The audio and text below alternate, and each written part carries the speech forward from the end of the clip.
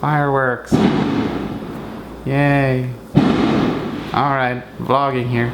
Username Nemov left a comment saying, I believe Bruce Campbell answers all your questions in regards to this. If you have it, you don't need it. If you need it, you don't have it. If you have it, you need more of it. If you have more of it, you don't need less of it. My manager suggests that it's totally unlike someone who has it to talk about having it, so I'm going to drop it.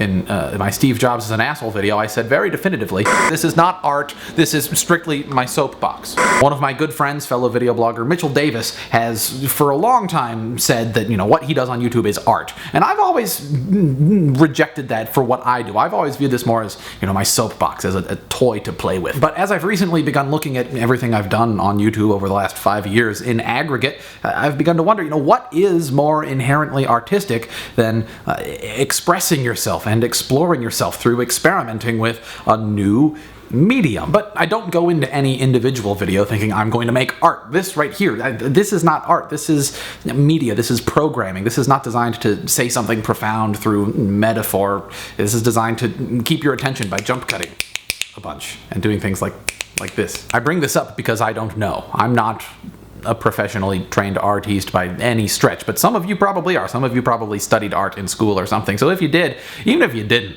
I'm curious to know what you think. We live in the age of decentralization. Every centralized hierarchical organization is beginning to fall apart, not in a catastrophic way, but simply literally come apart.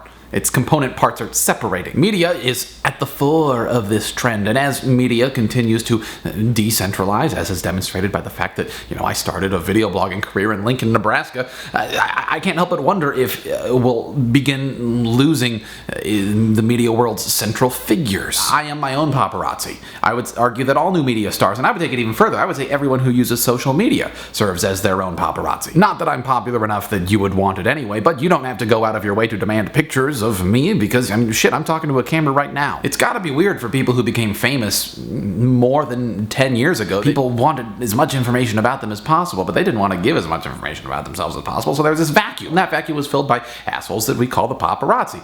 But like any market, there is competition. And so, the competition breeds... Celebrities have, adapted and learned to shut themselves off very effectively. As what it means to be famous is migrating more and more towards this sort of thing, video bloggers, new media people who are their own paparazzi, are totally engaged with their fans, viewers, whatever you want to call them. It's gotta be weird.